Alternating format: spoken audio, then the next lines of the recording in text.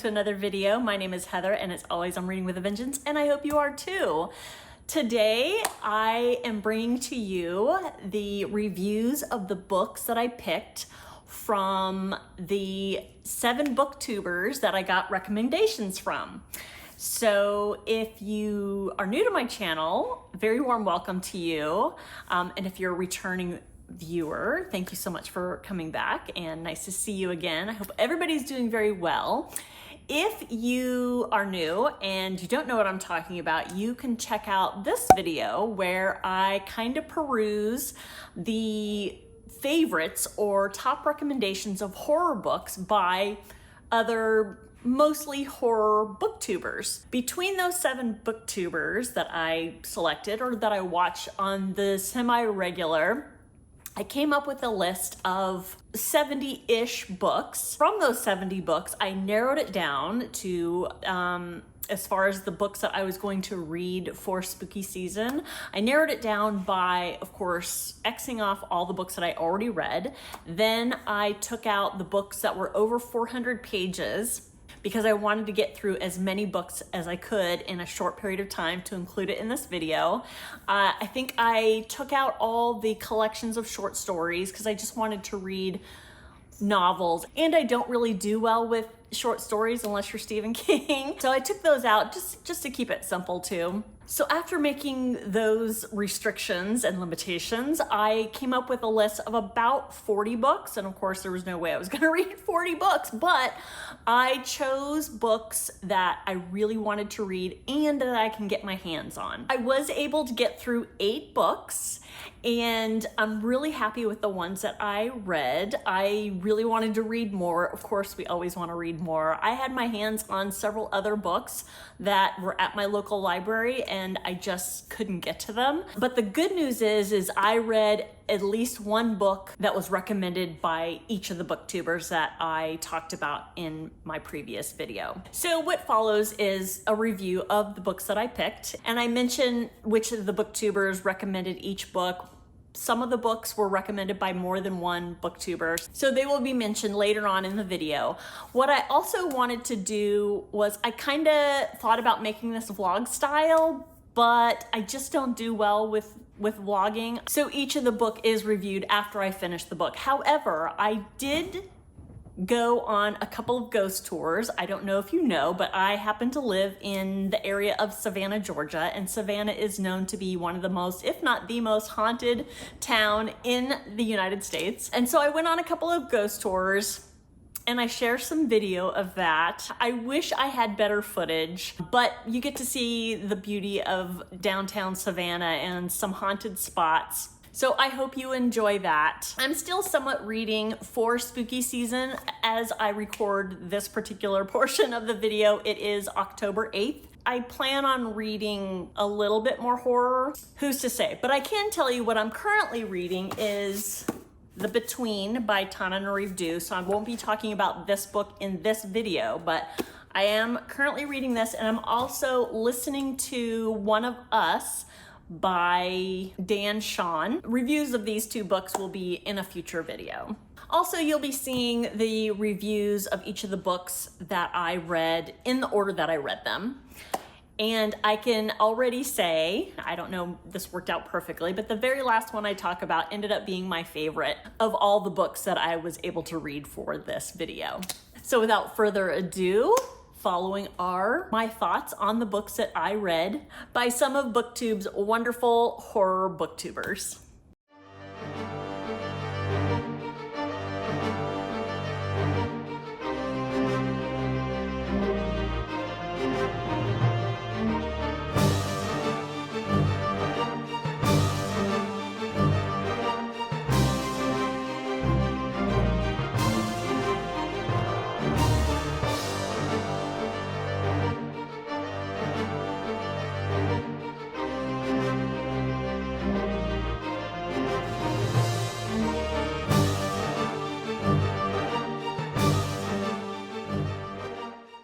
Hi, I am here with my first little review for my spooky season reads. So I know vlog style reviews, you usually read a little bit and then you talk about it and you read it and you talk about it. But this one that I'm about to talk about, which is Zombie by Joyce Carol Oates, it's only 180 pages. So it's really, really short. So stopping and starting didn't seem like the best idea, but also I went through the gamut of emotions with this one. So this one probably could have been perfect for stopping and starting, but I'm going to share those emotions with you anyways. This book is unlike any book that I have read before. This is probably one of the most disturbing books that I've read. So think like American Psycho, but without the satire and humor.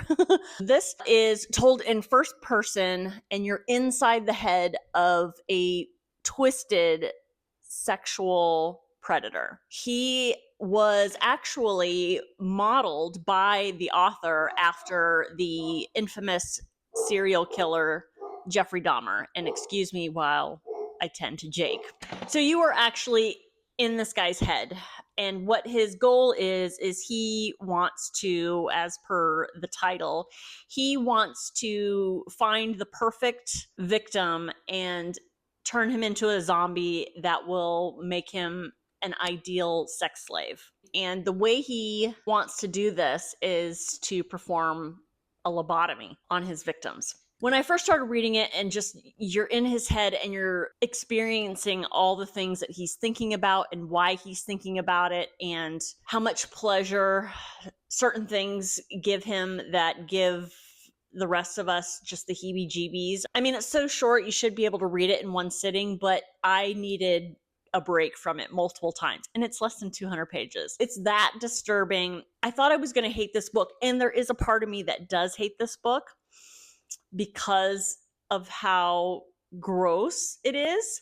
And then I was asking myself, why was this book written? What is the point of this? Why is this out in the world? And at first I answered, well, there is no point to it. There's no reason why this should be out there for public consumption. But the more I read it and the more it made me feel, it started to become clear to me. And it is not to get the general public to empathize with somebody like this. It is just, I think, to get the general public to have an understanding that not everybody thinks the way regular, sane people think. And it's terrifying. And I think the other reason or point behind this book is to really shed light on how someone like this slips through the cracks of our law enforcement, of our justice system.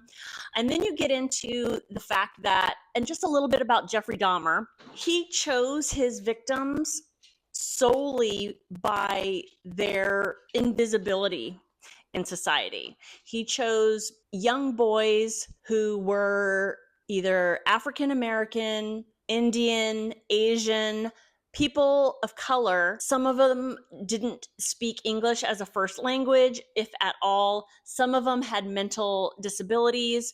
These were all people that potentially could go missing without anybody looking for them. They are people who the police didn't help quite as eagerly as they helped other people. And Jeffrey Dahmer knew that. And that's how he further victimize his prey. So this book also puts a spotlight on that aspect of our society. I will say I wasn't a huge fan of the author's writing style, but it works for this particular story because you're in the head of this twisted individual. So the strange structure of the book, the lack of punctuation or the capitalized words randomly throughout the book, that works with our deranged character. So I was able to see past that for this particular story. This book was from Anda Kent's recommendation, and wow, Anda, are you okay? I think this was a good start to my spooky season reads. It's not typically a book that I would gravitate towards. I might have DNF this if I was just picking it up randomly, but I am glad I read it. I find it interesting. and I can see why this is a favorite for people who enjoy horror on the regular. As far as recommending it to other people, I mean, if somebody came to me and said, I would really love to read a book where I can feel really gross at the end and really understand who Jeffrey Dahmer was as a person, then I would recommend this book.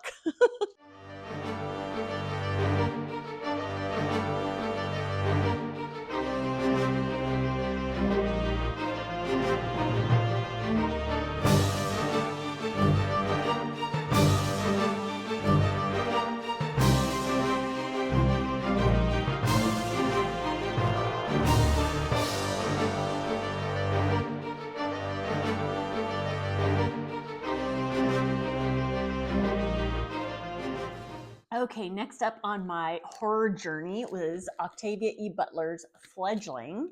This was on Shades of Orange on her recommendation.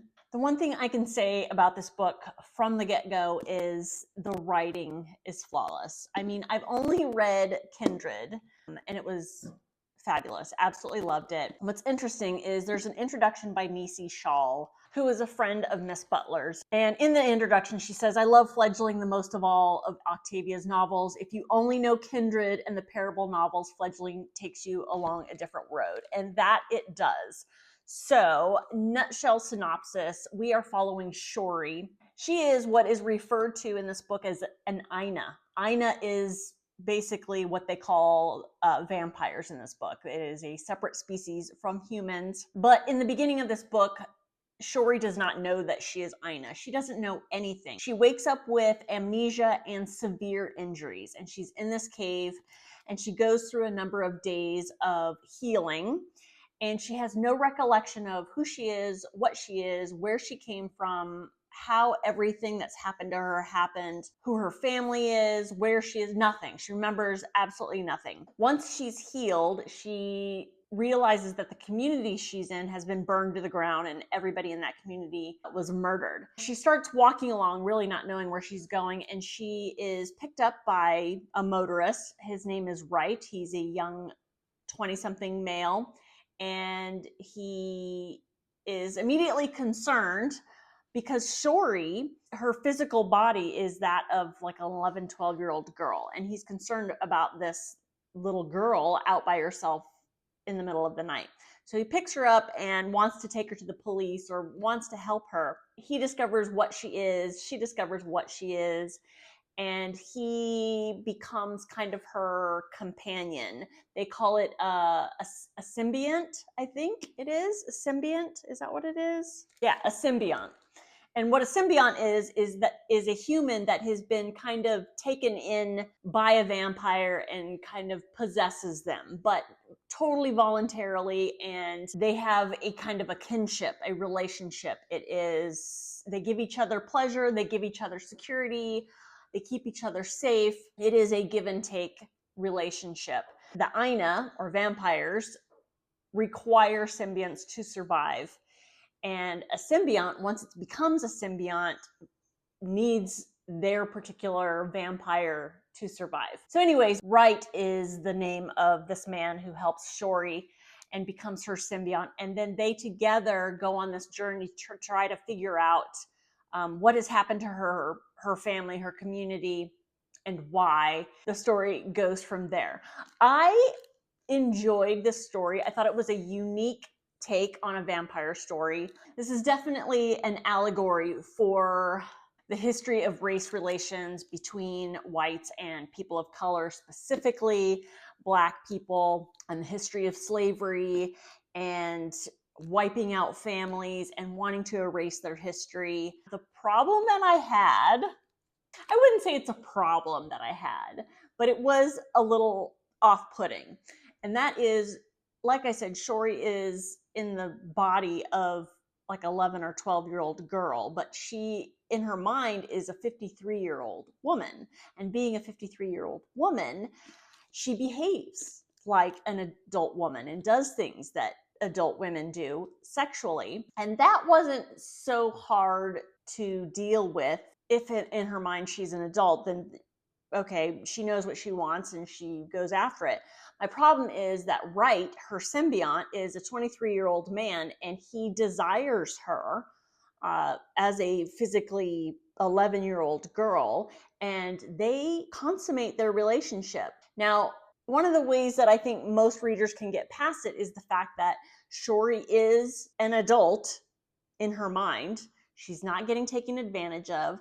And the way it's written, right? He does not want her in a predatory way, and he doesn't take advantage of her. He wants nothing but to protect her and make sure she's safe. He truly cares about her, but there is a sexual relationship there, and it's just bizarre. And they even reference that they can't really be seen in public together as a couple because people would have a problem with it. But the way it's written, you don't hate Wright for having this relationship with this seemingly little girl.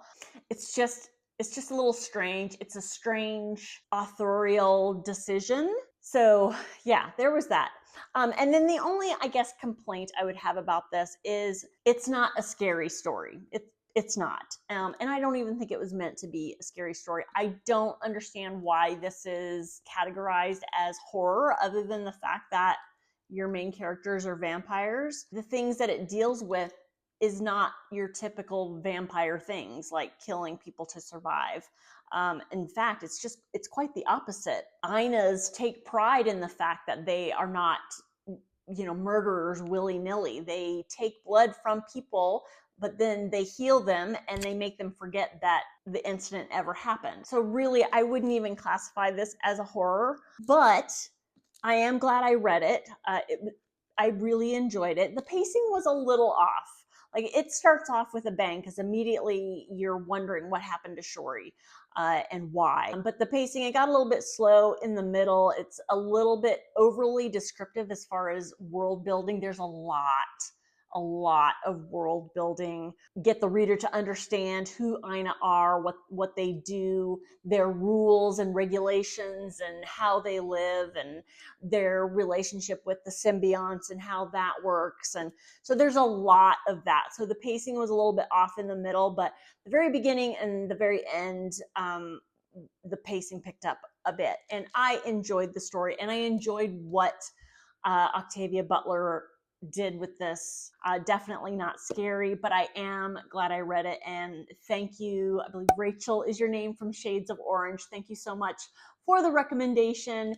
And yeah, I would recommend this to anybody as well.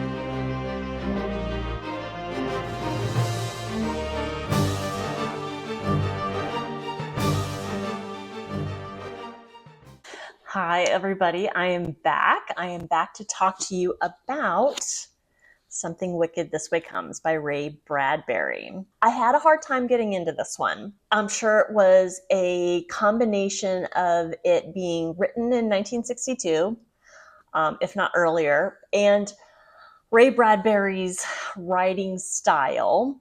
I mean, he's a brilliant writer, but the style is kind of hard to consume for me. So I had a hard time getting into it initially, but I stuck with it. You just have to work a little bit harder to get into the story, which I did. And I will say that I really enjoyed the second half of the book much more than I did the first. So this one follows two 13-year-old boys, Will and Jim. They're best friends. They live next door to each other, and they share more or less a birthday.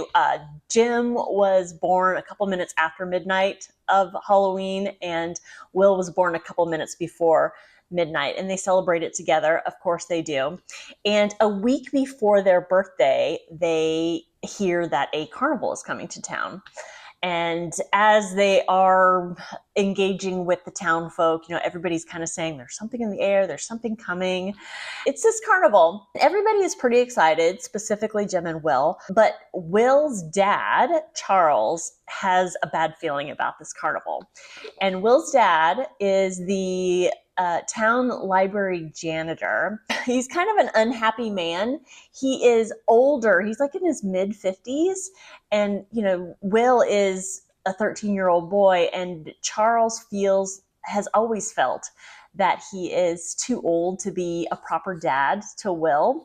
And so they are kind of distant. They love each other like father and son should, but there's a distance there. At the same time, Will also kind of feels like, he loves his dad, but he kind of feels like he's a fuddy-duddy, and doesn't really look up to him like many 13-year-old boys do to their dads. And anyway, so that's kind of their relationship. And as far as between Jim and Will is the more serious boy, and Jim is more of the let's get into trouble, let's sneak out at night type of boy. That's kind of what leads them both into trouble. So they understand that this carnival is coming to town, and they sneak out in the middle of the night to go see it come into town. It comes into town at 3:00 in the morning. And that's one of the things that I really enjoyed. There were snippets of Bradbury's writing that I thought was really, really beautiful. Like, he describes 3 a.m. as the hour that you can be the closest to death without dying.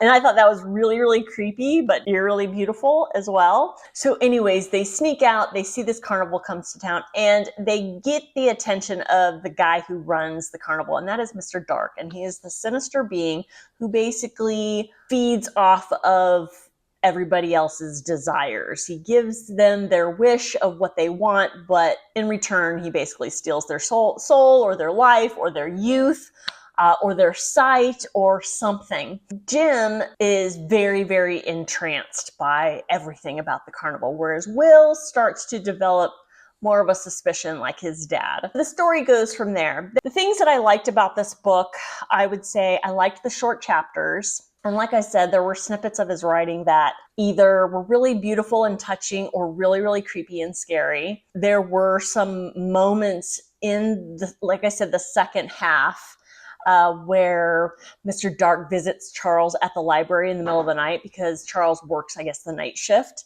And there's this tension there because Mr. Dark is looking for Jim and Will. And at this point, Jim and Will are hiding from the carnival, knowing that the carnival wants dark deeds from them. Mr. Dark knows Charles knows where the boys are. And so Mr. Dark is fronting off Charles, and Charles is standing up to him. And Will and Jim are hiding in the library witnessing this whole exchange. And it's at this moment that Will sees his dad for the brave hero that a son should view his dad as. And I really love that part. And there's also a part where Will and his dad are having a conversation in the middle of the night on the front porch. And they're talking about whether or not being a good person equates to being a happy person. I thought that was very touching and telling of Charles's personality.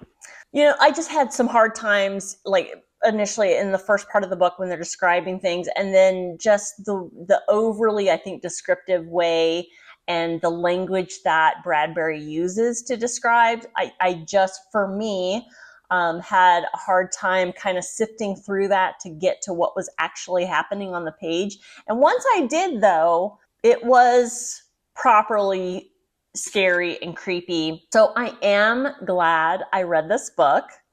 Who recommended this book? Darn it, I meant to say that at the very beginning. So this book was recommended by Ramble Broadcast and Mike's Book Reviews. And so thank you both. I am glad I read this book. Is it the scariest book I've ever read? No. Would I recommend it if you like creepy, if you like a kind of a classic feel to it? And of course, what really drew me to pick this book for this particular project is the coming of age aspect. And there absolutely is that. And relationships between fathers and sons, and best friends between, tween boys. And I really loved that part. It's small town, loved all of that.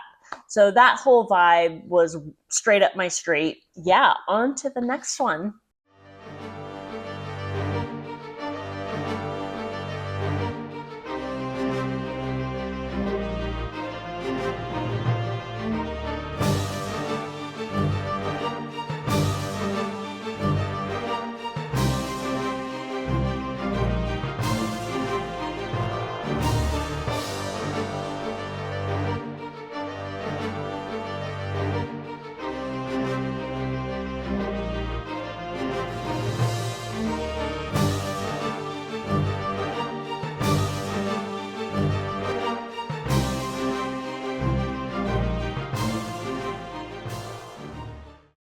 I'm back and I've read another book, and this one was recommended by Brad Proctor Reads. And while I appreciate his recommendation, this one has been on my TBR for a while. The book I'm talking about is The Only Good Indians.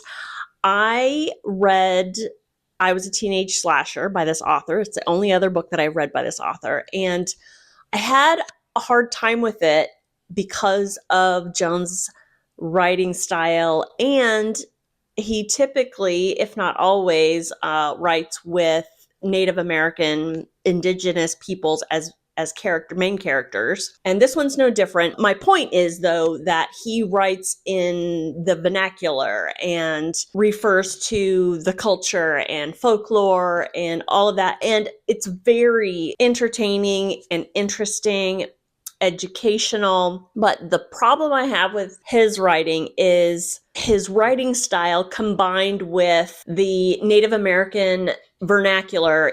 Those two things combined make it a little bit hard to consume. So it definitely makes you think, which I'm not complaining about that, but it can make it a little bit more cumbersome to take in the story. So with that being said, this one was no different. I listened to I Was a Teenage Slasher, and I feel like his stories would be better consumed for me on audio, because then you're listening to the vernacular and the way they speak, and it just comes into your head a little bit more, I don't know, organically, and it's easier to understand, if that makes any sense whatsoever. But I loved this story. This is following 4 Native American men. They are being haunted by something they did in their past. And they did it as teenagers, they did it as kids. But it was extra bad because it's something that white people would have done. It was very much against their culture, their people, their land, stuff that Native Americans hold sacred. And I'm not going to get into the specifics of what they did, but it was very, very bad. And 10 years later, as adults, they are being haunted by a being that is from that incident from their past, and the intent is to make these 4 men pay for what they did. There was some pretty terrifying scenes, some pretty gory scenes. Sarah, you warned me that there was some cruelty to some dogs, and some other animals suffered as well, but I was able to get past that because it wasn't gratuitous. It was meaningful to the story. The pacing was a little off, I would say about 3/4 of the way through, about the halfway point to 3/4 point.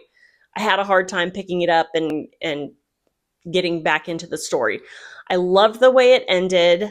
I appreciated the history and educational value of the story for sure. Will I read the next one? Probably, but I'll probably listen to it. I'm really glad I read this. It was terrifying in some spots. I'm appreciative that this was a recommendation by another booktuber, so thank you very much, Brad Proctor Reads, because it lit a fire under my butt to finally get to this. Would I recommend this? I would, but if you're looking for a thriller, if you're looking for fast pace, this is not for you. This is horror. I would say this is literary horror. I think it was very well written, but beware of his writing style because it is funky. I like it. It twists my brain, but I like it. But anyways, yes, I would recommend this definitely for spooky season.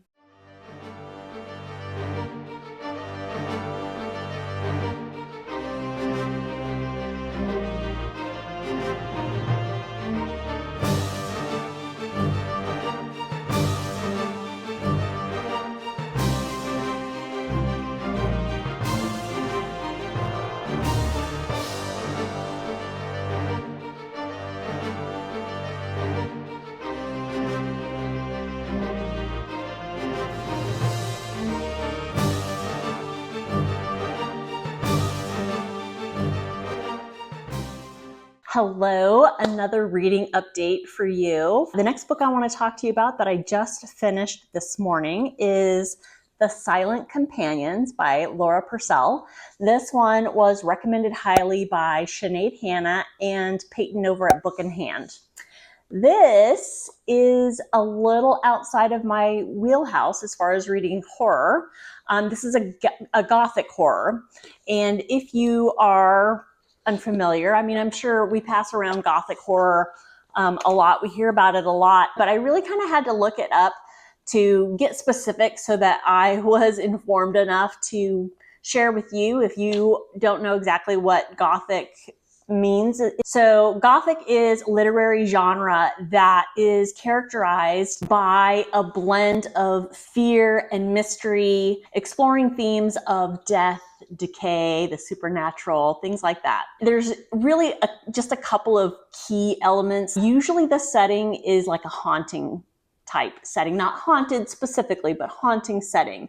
We have dilapidated castles, crumbling estates, gloomy forests, and usually, regardless of the type of setting it is, it's almost always isolated. Then we're dealing with emotional extremes like fear and dread, perhaps some melancholy, and you're contrasting reason with passion. And the great thing about Gothic horror is it often is used as a vehicle to highlight social issues like oppression, abuse, injustice, things like that.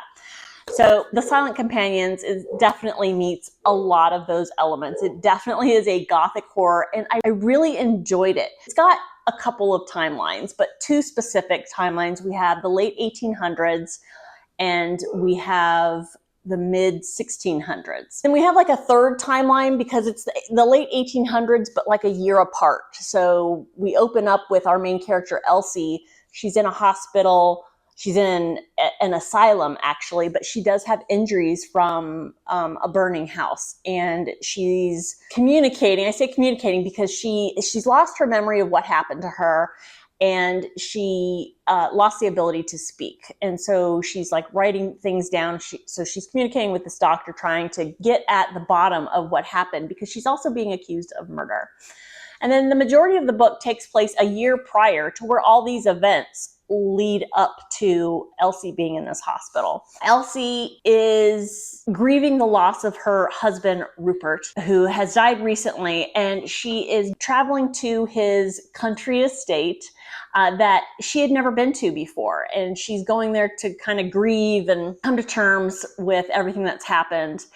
And as she's riding through the village, the people of the village look at her with hostility. She gets to the house, and the housekeeper and the maids and the driver, they are all just kind of have a tone of resentment towards her. And her only real friend is a cousin of her late husband, who comes to stay with her because the woman that she was caring for died, and now she has nowhere else to go. So Sarah is living at the estate with Elsie. Things are going along okay until they come across these wooden statues, and they're kind of hard to explain. I guess they're wooden statues, but they're flat, so they're not three-dimensional really. I mean, imagine like if you took a mannequin and sawed it down in half from top to bottom and just had the front half, and they've got painted faces. There's carving is to show kind of the clothes that they wear. I think they're life size. She finds these in the attic. Well, she finds two in the attic, and it's a boy and a girl. Sarah is so intent on learning her family history, and she finds a diary in the same attic, and she thinks these statues are kind of a clue to her history, her family history. So she wants them out on display in the house. And Elsie doesn't, she thinks they're kind of weird looking, but she wants to, be agreeable. And so she lets that happen. And then as things are going along in that timeline, the alternate chapters shift to the mid 1600s, where you're dealing with ancestors of Elsie's husband, Rupert, the Bainbridge family, and how this family lived in this house. There's a daughter, Hetty or Hedda, I think, Hedda, who is mute because she was born without her tongue. And the origins of how Hedda came to be in the family give you clues as to what happens to that family and then what is about to happen to Elsie in this house. And again, I don't want to spoil anything. And so you're going back and forth between those timelines most of the time. And then you are fast forward to a year later and Elsie is, remembering things and things are happening. And when Elsie is in this house, strange things start to happen. Bad things start to happen to the servants. Bad things start to happen to farm animals. And just if you are sensitive to that type of thing, it wasn't gratuitous or it didn't linger for very long. Just bad things start to happen. And then Elsie notices that the eyes of these wooden statues are starting to follow her. And not only that, they're starting to multiply. And she hears, these sounds like wood dragging on the floor in the middle of the night. It was very, very creepy. There were some moments that were quite terrifying. There were also some moments where the pacing kind of dropped a little bit. But I think that's also kind of an element of Gothic horror. There's like a slow burn. There's an impending sense of dread as you're reading it. And for me, because I'm new to Gothic, that just it was a slow pace for me. I wouldn't say that's that this would be my favorite, that I fell in love with Gothic horror, but I did enjoy this story. I felt the writing style was very accessible. It still took me a long time to read this book, and I think that was mostly with where my head's at and my inability to focus very well lately. I would definitely recommend this. And thank you, Sinead and Peyton, for recommending this. I was so glad I was able to find this at the library and read the physical copy, because I just felt it was very immersive, very, very atmospheric, which I think is also an element of Gothic horror. I mean, I could just feel the grayness of the atmosphere and the darkness and the fog outside, and just the house being expansive, but at the same time feeling really claustrophobic, and the staff being not at all welcoming. I felt all of that. And the last page, I felt it was a good ending. I've read some other reviews where people who felt that the ending was unsatisfying. I found it to be very satisfying, but it's not in the traditional definition of satisfying as far as book endings go, but I thought it was perfect for this story. Hello, I am back with another book review. I have reached my favorite so far. This book was recommended to me by 4 of the 7 booktubers that I have gotten my recommendations for this video. Ramel Broadcast, Mike's Book Reviews, Rachel over at Shades of Orange, and Brad Proctor Reads. The book I am talking to you about is The Exorcist by William Peter Blatty. I really enjoyed this way more than I expected. Most people know what this book is about. Either you've read it or you've seen the movie. I mean, it is a classic horror film. It was incredibly terrifying in its time. Obviously, we've come a long way, but The Exorcist really set the standard for terror in movies. I can't remember.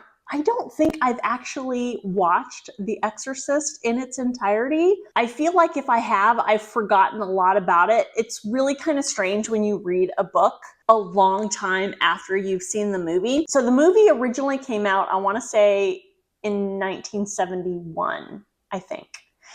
I think they re-released it sometime in the 80s, maybe 1981 for a 10th anniversary or something like that. But I remember as a kid in the 80s hearing rumors about certain specific things that happen in the movie. I won't give details, but it had to do with a crucifix and certain bodily crevices.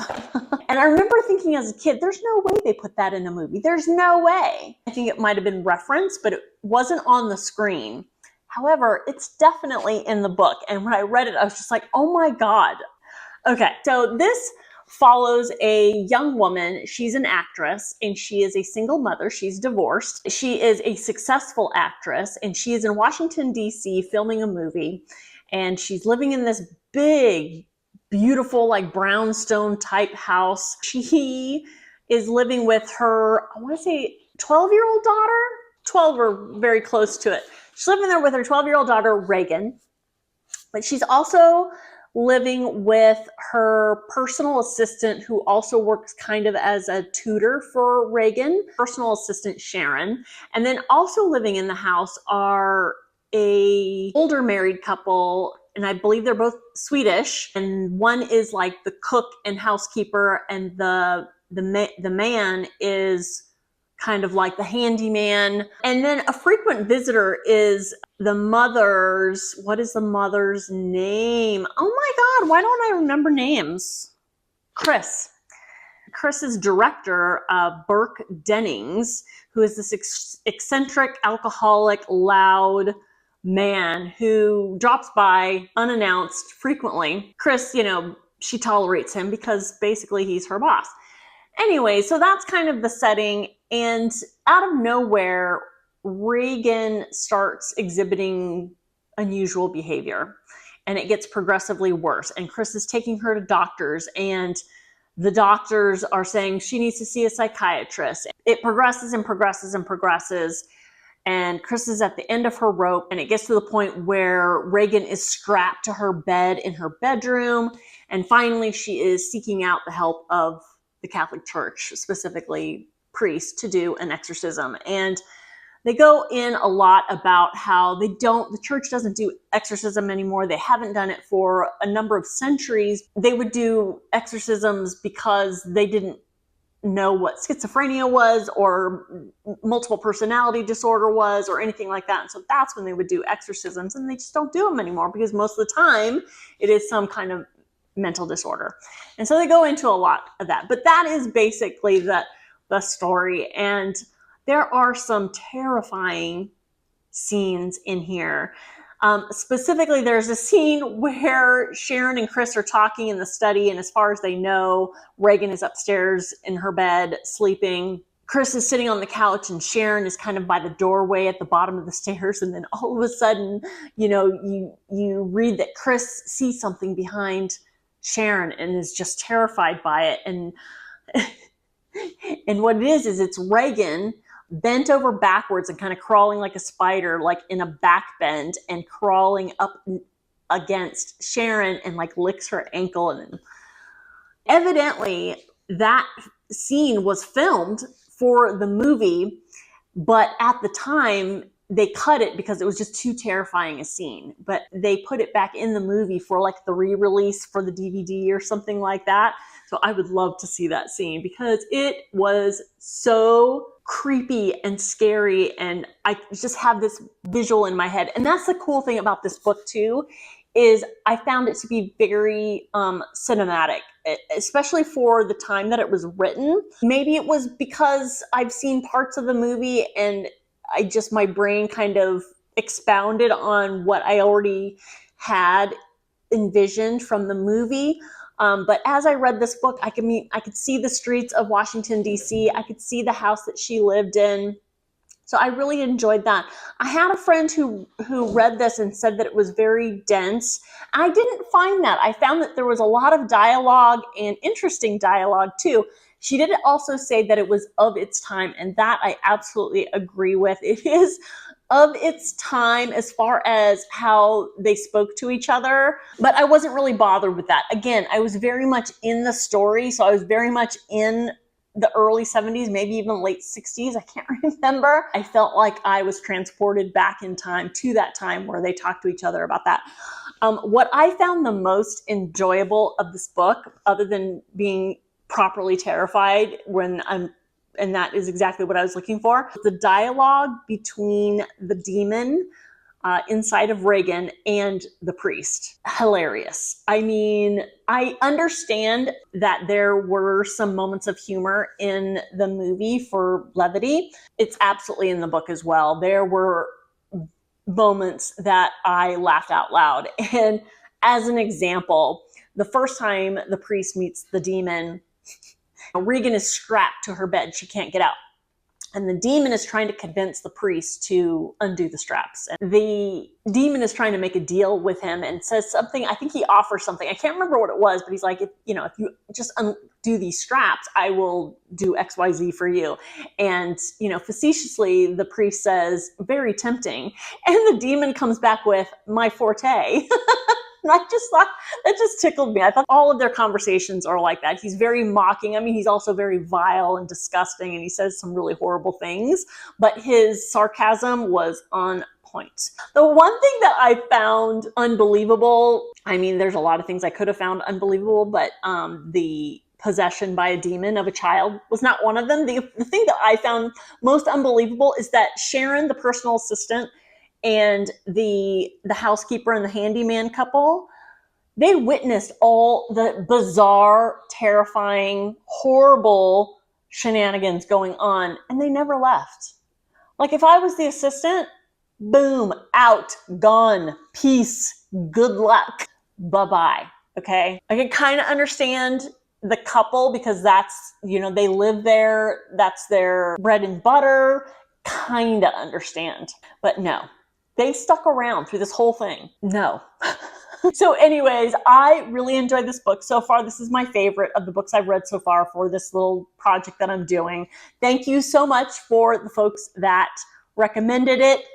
You were right on with this. This is right up my street. I want to watch the movie now. I really want to do a comparison. Oh, the other thing that I found really interesting for its time, it does a pretty decent social commentary on how society looked down on women who divorced their husbands and were single parents by choice, who were concentrating on their careers and being successful at their careers, and how at that time it was very much looked down upon. And it even kind of said how Regan is going through all this mental disorder stuff because she feels guilty that her parents got divorced, and that her mom is, has a bizarre job, and that all of these things that are going on in her life is the reason that she is going through what she's going through. And I thought that was interesting for a book that was written during this time, because by a man, no less. I enjoyed the crap out of this book, so thank you everybody who recommended it. If you haven't read it, of course, I would definitely recommend this book.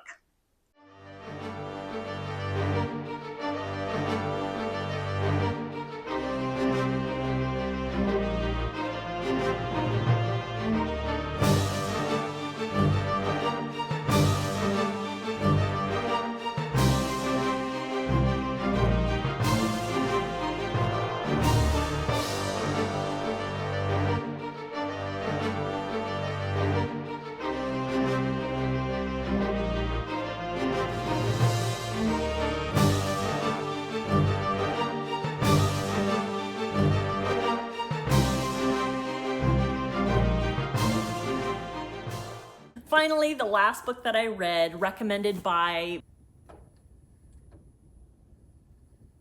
some of BookTube's wonderful horror booktubers, is also my favorite of the bunch. The book I'm talking about is Heart-Shaped Box by Joe Hill. I enjoyed the shit out of this book, you guys. This one was so much fun. This one I felt completely engrossed in right from the get. One of the things that Joe Hill does, and this is only my second book by Joe Hill. I read The Fireman, which I absolutely loved and would recommend. One of the things that Joe Hill does is he really writes his characters in such a way that you immediately feel connected to them. And that is so important for me and my reading enjoyment. I really have to connect with the characters. If you've been watching my videos for a while, you know that a lot of DNFs are because I can't connect to the characters. Joe Hill is definitely an author in his own right. He's a great author, in my opinion, in his own right, but he does characters very similar to his dad in that they are fully fleshed out. They are vivid, interesting if not flawed, characters, and that was just the beginning of my enjoyment of this story. This story follows an aged / retired rock star, Judas Coyne, goes by Jude. He's living out on some farm, just kind of whiling away. He's living with his flavor of the month. And one of Jude's hobbies is collecting items of the macabre. He has a noose that's been used. He has a snuff film, among other bizarre items. And his assistant knows that he collects these things, and he sees this suit that belonged to a man who's dead. He sees this on eBay, and the eBay caption basically says the suit is haunted by the man who used to wear it. And his assistant, knowing what Jude collects, he buys it for him. It is sent to them. It arrives in a heart-shaped box. Once it arrives, bad things start to happen. The suit is haunted by a man named Craddock. Craddock is his last name. I can't remember his first name, but he goes by Craddock. And Craddock is, or was, the stepfather of one of the women that Jude dated for a while. And Jude has for a long time been a serial monogamist, if you will, with women much younger than him, and he doesn't really commit to them. So much so that he doesn't call any of these women by their given names. He calls them by the states that they are from. So the current woman he's dating, he calls Georgia. So Craddock is the stepfather of Florida, who was the young woman that Jude dated just before Georgia. And Jude pretty much broke Florida's heart and sent her packing home. And not long after Florida arrived home, she committed suicide. So Craddock comes to wreak havoc on Jude's life because of what Jude did to his stepdaughter. Or that would seem to be the case. But there's definitely much more involved with the story.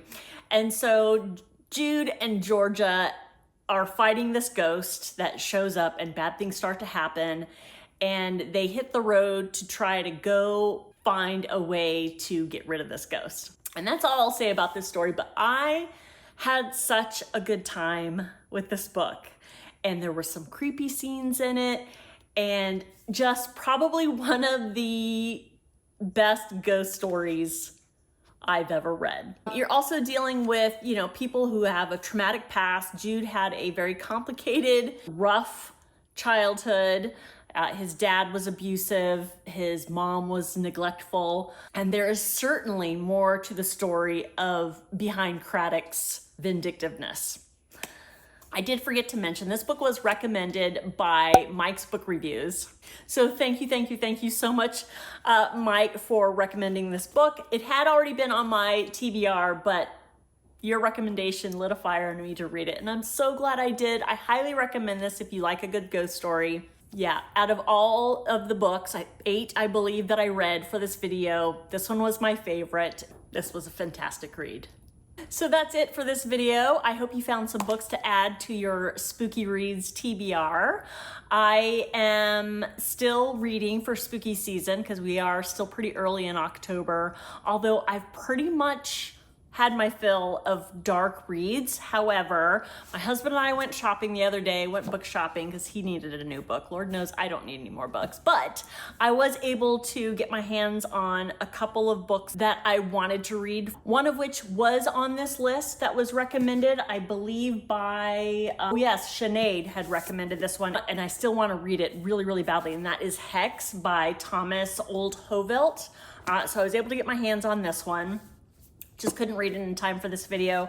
And then this one, I know at least 2 of these booktubers have recommended in other videos, just not in the ones that I picked for this video, and that is Brother by Anya Alborn. So I'll be reading this eventually. I'm not sure how soon, because like I said, I think I'm ready for lighter reads for November, definitely. I really enjoyed doing this video. I really loved reading some of these booktubers recommendations.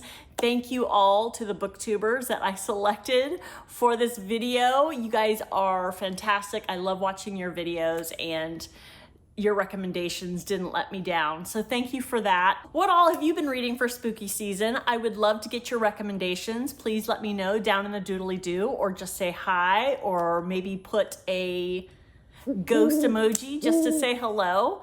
I hope you enjoyed this video. I had a good time recording it and preparing for it and reading for it. As always, thank you so much for watching, and I will see you all next time. Bye-bye.